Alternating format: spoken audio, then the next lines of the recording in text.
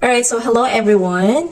Good morning from Bolivia. Time check, it's already 8:45 in the morning here in Bolivia and it's quite cold. Kaya tayo ay nakaganito and naka-apron kasi I just finished my paglilinis. Okay, anyway, so this video is going to be quite interesting for you. Alright? So, by the way, I wanted to say this, that someone, a radio station in somewhere in Visayas region reached out to me and asked me to have an online interview. And when was that? That was the last week. Okay? So I just wanted to say na hindi ho ako nagpapa-interview on national TV or in any radio station pertaining about the recent issues here in this country about politics and government. Okay? So, I was, anong tawag dito? Nagulat ho ako na may nag-message sa akin ng ganon. I won't mention kung ano yung radio station na yon. Is TV radio station, something like that. Alright, hindi ako nagpapa-interview kasi for my security and for the security of my family. Okay, I hope you understand that. And yeah, kaya nga nang sabi ng isang Pilipina dito na wag talaga especially for national TV because yung mga nagsasalita dito on national TV is na nangangamba yung kanilang seguridad, yung kanilang buhay.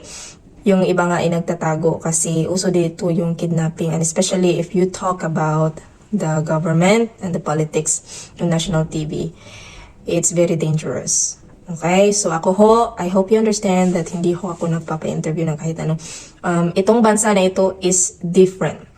Okay, you have to understand that na kami ho na mga foreign dito sa bansang ito, kami ho ay nag-iingat sa aming buhay kasi this is not, hindi ho safe yung bansang ito.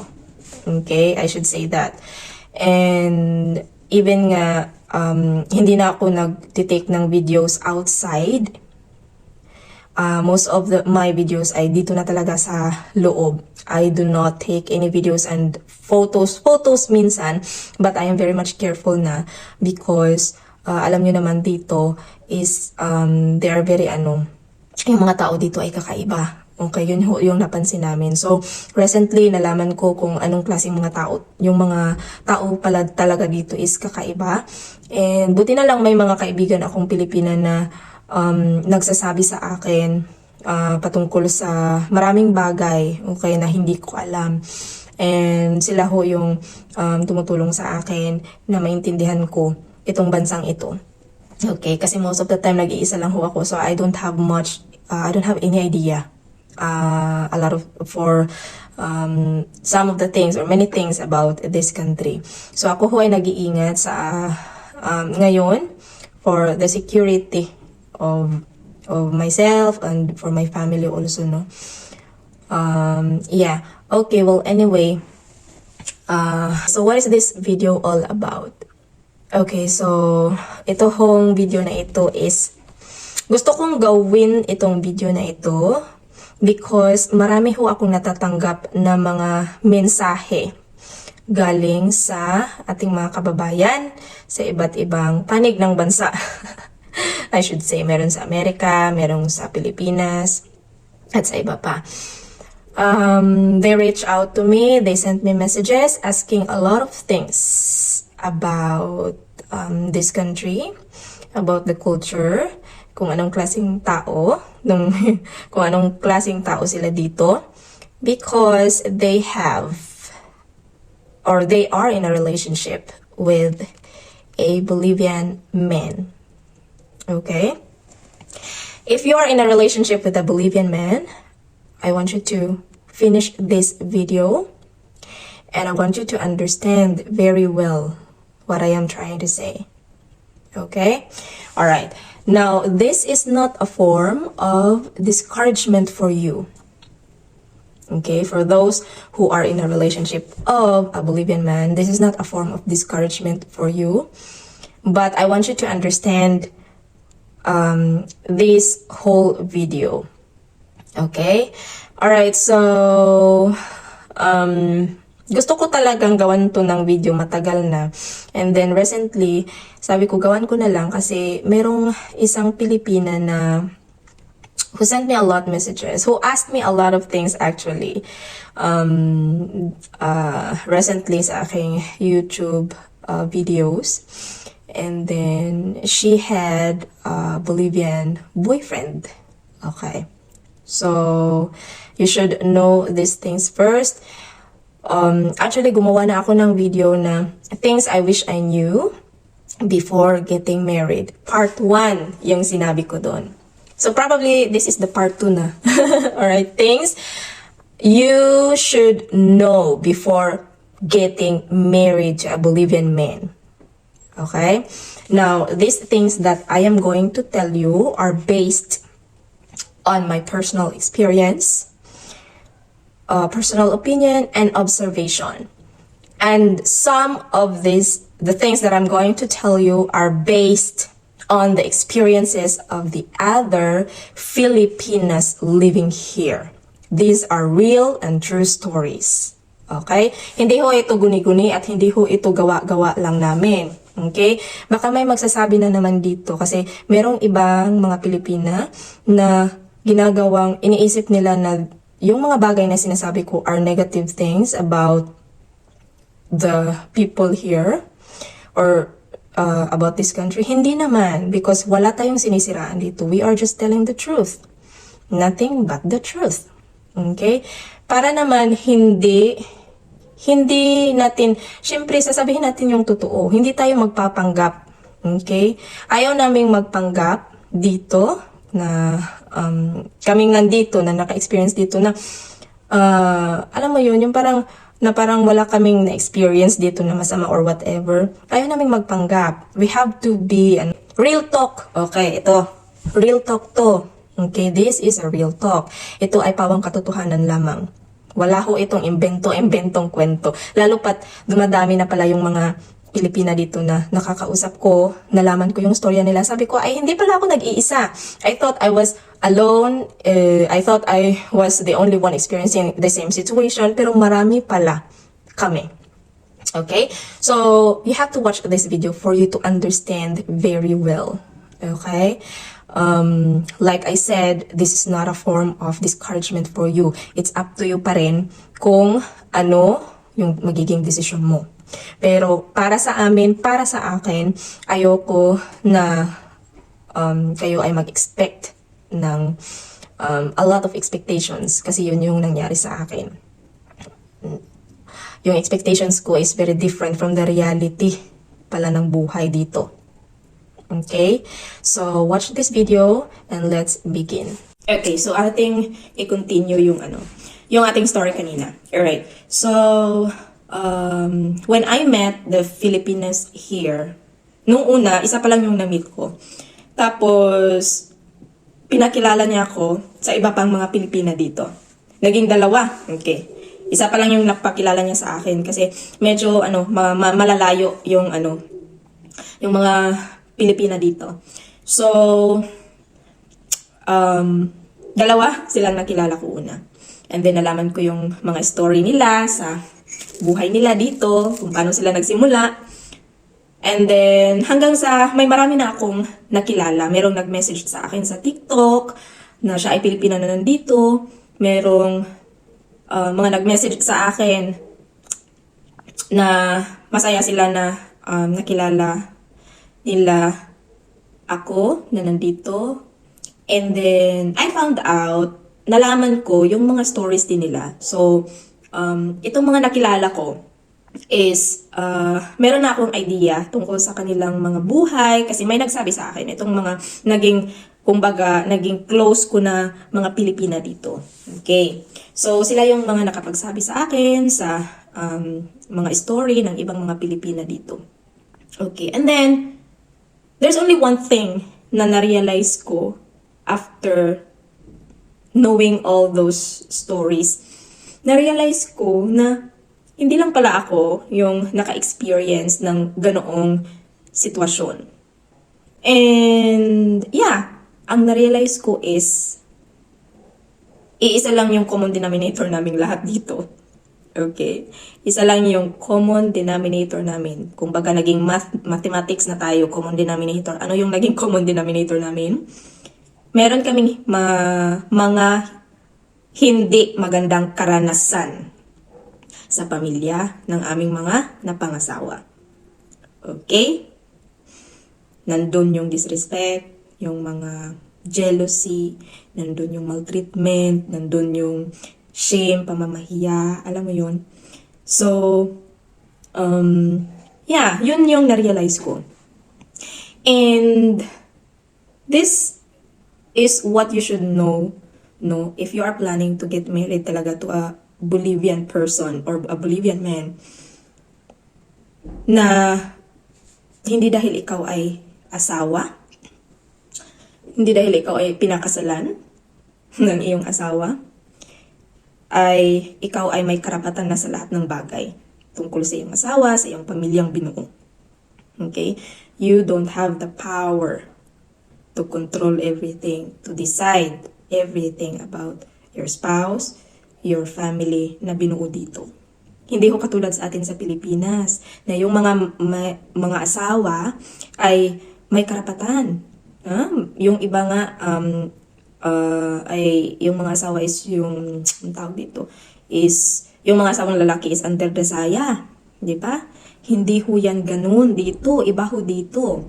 Hindi dahil ikaw ay asawa at pinakasalan doesn't mean na ikaw yung may kapangyarihan na mag-decide na gawin lahat ng gusto mo para sa pamilya mo. Hindi ho. No, that is totally different. And that's one thing you should know about before getting married to a Bolivian man. And that's the reality. Okay?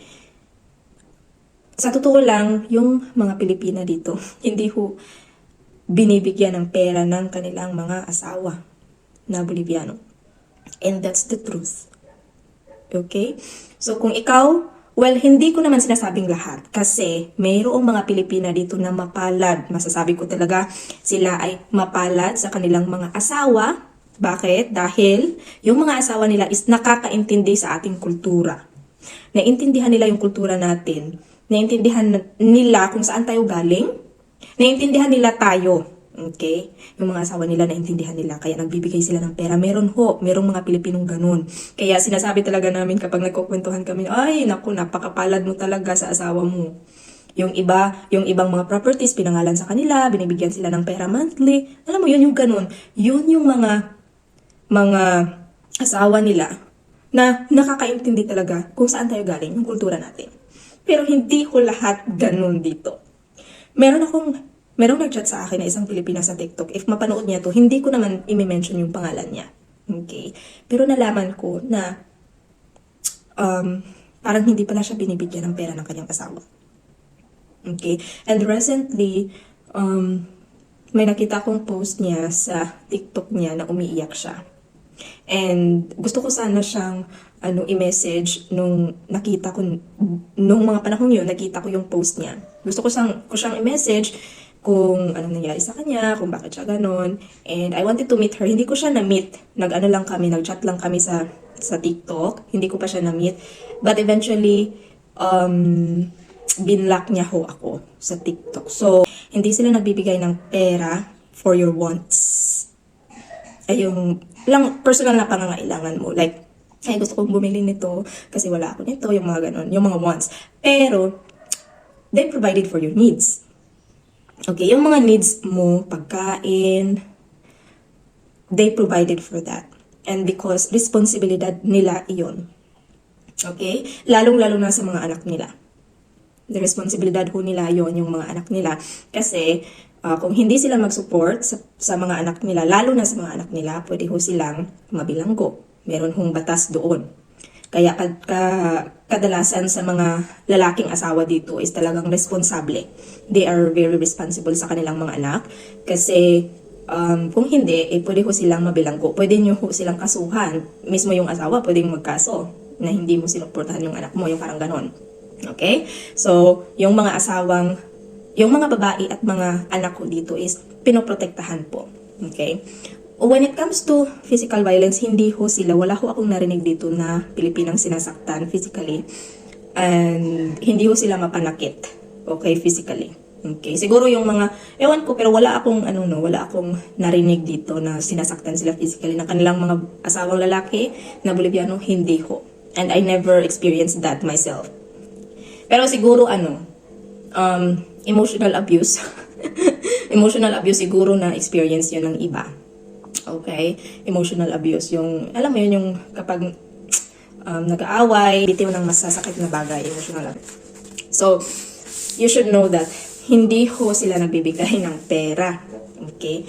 So, dito, kailangan mo talagang ikaw ay madiskarte sa buhay. Okay? Kasi this country is a non-English speaking country. Wala kang opportunities dito. Yung ibang mga Pilipina na nakapagtrabaho dito, it's because yung most of the work nila is an English teacher sa school. Okay? And yun talaga, usually, yung magiging trabaho mo dito. Kasi ngayon is parang naging in-demand na yung mga English teachers dito. Okay? So, yun yung pwede mo lang siguro matrabaho, mahanap ng trabaho. Ngayon, dapat madiskarte ka. Kasi kung ikaw ay sanay sa Pilipinas na bili dito, bili doon, maluho ka, pagdating dito, mawawala yung luho mo, guys. Kahit lotion, hindi ka makakabili kung hindi ka madiskarte sa buhay mo. Okay, kung mahilig kang mag-skincare sa Pilipinas, alam mo yun, yung parang, anong tawag dito? Alagang-alaga mo yung katawan mo, yung, ay nako dito guys, pagdating mo dito, mawawala yan. Kasi, kung hindi ka bibigyan ng pera ng iyong asawa for your wants, kasi hindi na yun parte ng needs mo siguro. Yung needs talaga nila na pinoprovide is yung pagkain. Yun talaga, kasi lahat ng mga, ng mga bayarin, yung asawa nyo yung nagbabayad dyan.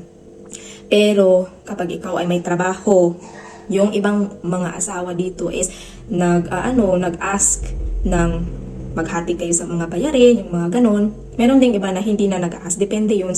Kaya for me talaga, importante na kilalanin mo yung mapapangasawa mo.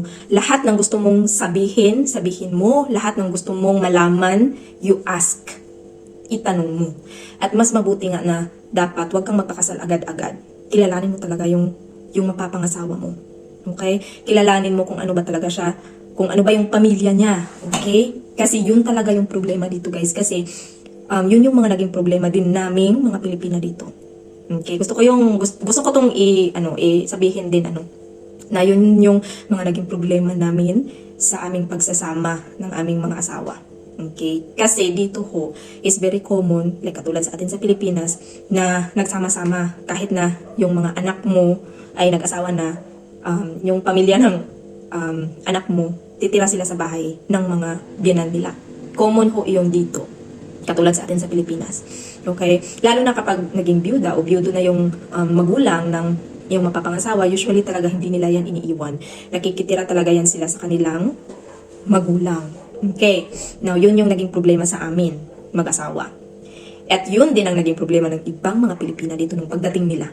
Okay? So, alam mo yun, sa Bisaya pa nangipon, tumira sa kanilang mga biyenan. At yung mga asawa ay may naging problema sa mga biyenan nila. Which is very, very common na nangyayari talaga. Lalo pat dito, nakikialam talaga yung mga biyenan. Meron nga isang Pilipina na recently nalaman ko na pinalayas siya nung namatay yung asawa niya. Pinalayas siya ng kanyang biyenan. Hindi niya to totoong biyenan, parang step biyenan niya to. Pinalayas siya ng kanyang biyenan at ng kanyang sister-in-law. Tapos nag-away sila ng kanyang sister-in-law sa mga panahong nagsasama pa sila sa isang bubong. Tapos nung pinalayas siya, walang-wala talaga siyang pera, as in piso, wala talaga. Grabe. Imagine kung ikaw yung maka-experience ng ganun. Yung walang-wala ka, wala kang mapuntahan, wala kang pamilya dito kasi nag-iisa siya. Buti na lang wala siyang anak. Kasi siguro kung may anak siya ng mga panahong yun, kawawang-kawawa talaga siya. Pero ngayon nakabangon na siya, guys. Nagtuturo siya sa isang pribadong eskwelahan dito. And when I know about her story lately, nasiyahan ako. Kasi natuwa ako sa kanya, mabait siya. Para sa akin, mabait siya. Okay. And then, ganon, yung mga story ng ibang Pilipina. Talagang, Iba, okay? Lalo na, you have to think about it very well talaga. Kasi dito hindi ka basta-bastang makakauwi ng Pilipinas kasi napakalayo nitong bansang ito sa atin. You cannot just, especially kung may anak ka, hindi ka basta-bastang nakakalabas ng ibang bansa. Na gusto mong dalhin yung anak mo tapos isa kang foreign dito, hindi talaga mahihirapan ka. Kaya dapat ikaw ay talagang mayroong lakas ng loob. Dapat ikaw ay dapat ikaw ay may patience, understanding, humility. Importante yun dito, guys. Talaga. Kasi mahirap, wala kang mapuntahan dito. Buti na lang, ako ay mayroon ng mga nakilalang Pilipino. Ngayon nakakapag-reach out na ako sa kanila. Alam mo yun, they give me also mga advices, mga ganun. Tapos, kinikwento din nila yung mga istorya nila sa buhay nila nung sila ay nandito. So, may naalala ako na may isang Pilipina din dito na sabi niya, dumating sa punto na hindi na siya nakikisabay kumain ng kanyang pamilya ng kanyang asawa. Doon na siya sa kwarto kumakain. Kasi kapag nag-uusap sila, tapos may itinanong, tapos nagsagot siya, parang nagiging disrespectful. Parang sinisitas siya ng kanyang asawa na disrespectful. Kapag naman hindi sumagot, disrespectful din. So, dumating talaga sa point na andun na lang siya sa kwarto kumakain. So, naalala ko rin yung sa akin. Sabi ko, natawa ako nung narinig ko yun. Sabi ko, pareho talaga tayo ng story na dumating talaga sa point na sa kwarto na ako kumakain. Nagdadala ako ng maraming pagkain sa aking plato, guys, sa kwarto na ako kumakain. Tapos, ang sinasabi ko lang is, kasi kailangan bantayan ang aking anak sa kwarto. Kaya doon ako kumakain. Ngayon yung binan ko, ayaw niya pala ng ganun. Kinikimkim niya lang pala yung sama niya ng loob na hindi ako kumakain doon sa lamesa. So, nagparinig siya. One time, yung lamesa, yung kwarto, sabi niya, yung kwarto is hindi yan hapagkainan. Hindi dinadala yung pagkain sa kwarto. Ang pagkain ay dapat sa kusina, dapat sa lamesa. Ganun. Nagparinig talaga siya. Pero, noong panahon na nagpaparinig siya, wala yung asawa ko. So, ganon yung experience ko. Tapos, sino pa ba tong isa? Meron din tong isang Pilipina na pagdating niya dito, hindi siya nagustuhan ng pamilya ng kanyang boyfriend. Hindi sila kasal. Pagdating niya dito, hindi siya nagustuhan ng pamilya ng kanyang boyfriend. Tapos, hindi siya binibigyan ng pera. So, nakapag-apply siya ng visa. Tapos, meron siyang naging boyfriend na Amerikano. Nag-meet sila sa ibang bansa. Nag-meet sila doon. Tapos, I think na pumunta siya ng Amerika. At ngayon, nasa Amerika na siya. Maganda na yung buhay niya doon. Doon, nakapaghanap na siya ng opportunities doon sa Amerika. Kasi doon sa Amerika, marami tayong opportunities doon. Dito, wala kayong opportunity dito, guys. So, dapat madiskarte kayo sa buhay. Magtinda kayo or whatever. Kung gusto nyo. Buti na lang, I'm still working as an online tutor. Meron akong amo na mababait na pinayagan pa rin ako kahit nasa malayo ako, pinayagan nila ako makapagtrabaho pa rin hanggang ngayon. And it helps a lot. Okay, para sa akin, it's really a big help kahit na mahirap para sa akin ngayon, lalo na dahil may anak ako. Pero ito yung masasabi ko sa inyo. Unless meron kayong magandang trabaho dito, you will only receive respect kung mapapantayan nyo yung trabaho ng asawa nyo. Yun ang na-realize ko. At yun din ang sinabi ng isang Pilipina sa akin. Sabi niya, dapat mong pantayan talaga ang trabaho ng asawa mo. Kasi kung hindi ka talaga nila irerespeto. And that's true. Sabi ko, totoo. Kasi noong mga panahon, during the pandemic, di ba? Yung iba na nawala na ng trabaho. Noong mga panahon ng pandemya, marami talagang naghihirap. Struggling financially. At that time, we were very blessed kasi may anak ako, nakaka-receive kami ng subsidy. But at the same time, nagtatrabaho ako as an online tutor. And then, pinadala ko yung sweldo ko dito. I bought groceries using my sweldo. And alam nyo ng binan ko, nakikita niya. Pero, hindi niya alam na pera ko yun. Akala niya pera ng anak niya. Okay. Pero totoo yun, yung sinabi ng isang Pilipina na kung hindi mo mapapantayan, kung wala kang trabaho, wala kang silbi. Kung wala kang trabaho dito as a housewife ka lang, para kang isang anong tawag dito? Para kang isang house helper lang dito, guys. Wala kang karapatan. Wala kang power. Wala. Kaya dapat mo yung pag-isipan ng mabuti kung itutuloy mo pa ba o hindi. Kahit na magtanong ka siguro sa karelasyon mo ngayon na isang Boliviano, no? Siguro, maybe, pa nila yan, i-deny. But believe me, believe us, mga Pilipino na nandito. Although, hindi ko naman nila lahat kasi merong mga Bolivianong lalaki na mababait din naman. Kagaya ng mga asawa ng mga ng ibang Pilipina dito, mababait kasi alam mo yung naintindihan nila yung kultura natin. Yun yung tunay na mababait ng mga asawang lalaking Boliviano. Okay? So, hindi ko naman nila lahat. Pero ang gusto ko namin sabihin is, kilalanin nyo ng mabuti. At saka ayaw namin din naman na kayo ay mag-expect na you will expect too much in this country. Tapos kapag hindi nangyari yung mga expectations nyo, nakita nyo na yung realidad ng buhay dito, ma-frustrate kayo. You'll get frustrated for the reality of life here na ibang-iba sa ini-expect nyo. And that's true. Okay? A lot of Filipinos here got frustrated because of the situation here. Because of the real life here. Okay?